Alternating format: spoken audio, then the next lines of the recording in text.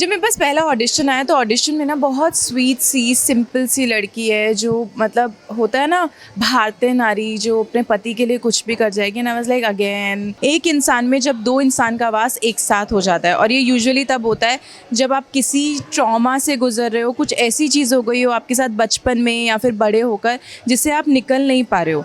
तो जब भी विधान अकेले होता है, अभी इसका ट्रॉमा क्या है उस लड़की के साथ, वो आपको पता चलेगा कि वो उसको ट्रॉमा कैसे मिला, क्या हुआ क्या नहीं हुआ। अभी ये तो पहले से चलता आ रहा है, एक लड़की की लड़की से कभी नहीं बनी है, तो सेम इसमें भी हो रहा है। उस लड़की को मैं नहीं पसंद हूँ। आगे क्या क्या होने वाला है, आगे बहुत बहुत बहुत सारी चीज़ें ऐसी होने वाली है। छोटा सा बताती हूँ, एक इतना भी होने वाला है कि मैं विधान से एकदम बोल दूंगी, बता दूंगी कि मैं तुम्हारे साथ। Hi guys, I am Kajal Sharma and you guys are watching me on Bazooka TV. नमस्ते नमस्कार, मैं हूँ विदित सिंह और आप देख रहे हैं बज़ूका। और आज हमारे साथ हैं सनम मेरे हमराज की actor Kajal Sharma. So first of all ma'am, welcome to Bazooka. Thank you so much, thank you.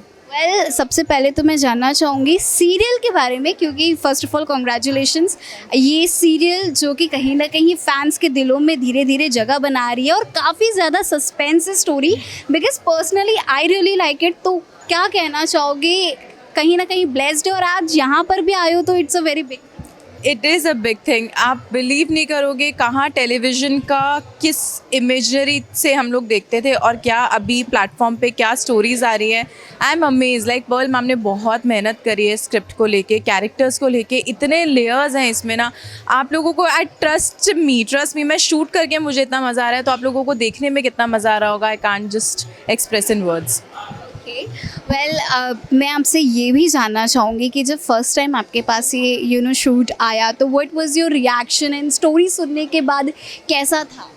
जब मेरे पास पहला ऑडिशन आया तो ऑडिशन में ना बहुत स्वीट सी सिंपल सी लड़की है जो मतलब होता है ना भारतीय नारी जो अपने पति के लिए कुछ भी कर जाएगी ना। Was like again the same story.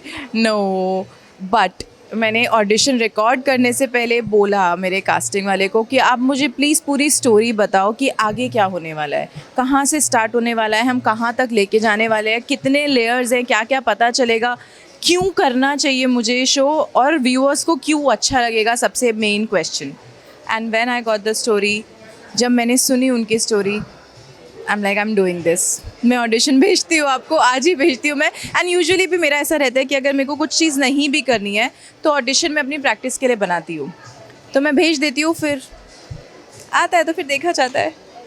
मैं आपसे ये भी जानना चाहूँगी, स्टोरी जो देखी है ना, जो विधान के बारे में बताया है, कहीं ना कहीं हम उनको एक ऐसे वे में देख रहे हैं कि वो समटाइम्स बहुत अच्छे हैं, कूल हैं, काम हैं, but at the same time वो चीज़ें जब रात के समय पे वो सिचुएशन बदल जाती है, कुछ अलग रूप नज़र आता है। तो क्या कहने चाहेंगे इसके बारे में? सो इसका रात से कोई कनेक्शन नहीं है। आपको नया प्रोमो अगर आपने देखा होगा, स्प्लिट पर्सनालिटी डिसऑर्डर बताया गया है। स्प्लिट पर्सनालिटी में यूजुअली क्या होता है, काफ़ी लोगों को इसके बारे में नहीं पता है, मे बी शायद आप भी उसके शिकार हो, आपको भी पता नहीं चले। एक इंसान में जब दो इंसान का वास एक साथ हो जाता है और ये यूजुअली तब होता है जब आप किसी ट्रॉमा से गुजर रहे हो, कुछ ऐसी चीज़ हो गई हो आपके साथ बचपन में या फिर बड़े होकर जिससे आप निकल नहीं पा रहे हो। तो जब भी विधान अकेले होता है, अभी इसका ट्रॉमा क्या है उस लड़की के साथ, वो आपको पता चलेगा कि वो उसको ट्रॉमा कैसे मिला, क्या हुआ क्या नहीं हुआ। बट अभी क्या हो रहा है ना कि वो जैसे ही अकेला होता है और वो लड़की जो उसके अंदर है वो उसको किसी और लड़की के साथ देखती है, तो वो बाहर आने की कोशिश करती है, वो वाला साइड बाहर आने की कोशिश करता है जो साइड है प्रोटेक्टिव साइड। अभी ये तो पहले से चलता आ रहा है, एक लड़की की लड़की से कभी नहीं बनी है, तो सेम इसमें भी हो रहा है। उस लड़की को मैं नहीं पसंद हूँ, तो वो बार बार बाहर आने की कोशिश करती है। बट विधि जो है वो बहुत स्ट्रॉन्ग है, अगर अभी शादी करी है, ऑफ कोर्स चीज़ें ऐसी हो रही है कि वो भी, उसका भी विश्वास डगमगा रहा है, वो भी सोच रही है मैं रहूँ ना रहूँ, बहुत सारे क्वेश्चंस आ रहे हैं उसके मन में भी। आगे जाके क्या होगा, वो रहेगी या नहीं रहेगी, पत्नी व्रता तो है, ऑफ कोर्स है, तो वो साथ नहीं छोड़ेगी, इतना ज़रूर कहूँगी। कितना टाइम तक साथ रहेगी वो आप लोगों को देखना पड़ेगा।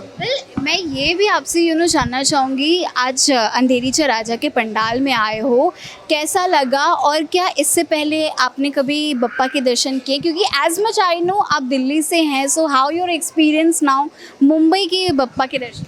मुझे काफ़ी टाइम हो गया बॉम्बे आए हुए, तो ऑफ कोर्स मैंने पापा के दर्शन पहले भी करे हैं, बट होता है ना कि सब जगह आप नहीं जा पाते हो। मेरी लिस्ट में बहुत सारे थे एंड इस बार तो मैं ऐसा था कि यार मैं कहीं पे भी नहीं जा पा रही हूँ, और मैं पहले नहीं आई हूँ अंधेरी चौबब्बा के दर्शन के लिए। आज मेरा फर्स्ट टाइम विजिट है इस साइड पे।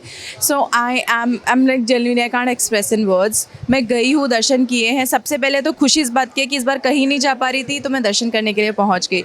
दूसरी खुशी इस बात की है, आई एम दैट पर्सन जिसको हमेशा नई प्लेसेस पे जाना पसंद है, तो मैं कभी भी अंधेरी चौबप्पा नहीं देख पाई थी।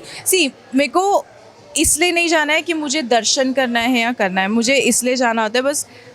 I just can't say, like मुझे वो अडोर करना होता है कि कितने प्यारे लग रहे हैं, क्योंकि मैं अपनी आंखें भी बंद करती हूँ तो भी मुझे कहीं पे भी दिख सकते हैं। वेल आप सुन सकते हैं बप्पा के नारे लग रहे हैं। आपने कभी लाल बाग चा राजा या फिर कहीं अदर बप्पा के दर्शन कभी आपने? हाँ, मेरा फर्स्ट एक्सपीरियंस जो था लाल बाग वाले राजा का ही था, जहाँ पर मैंने देखकर इतनी भीड़ को आई वाज लाइक कि नहीं हो सकता, बिकॉज दिल्ली में ये सब नहीं होता है। तो मेरे लिए वो भीड़ बहुत, मतलब गई हूँ ऑफकोर्स, मैं मंदिर गई हूँ, भीड़ देखी है मैंने, बट वहाँ वाला भीड़ बहुत भीड़ था एंड मैं देख के बोल रही हूँ नहीं हो पाएगा नहीं हो पाएगा ये।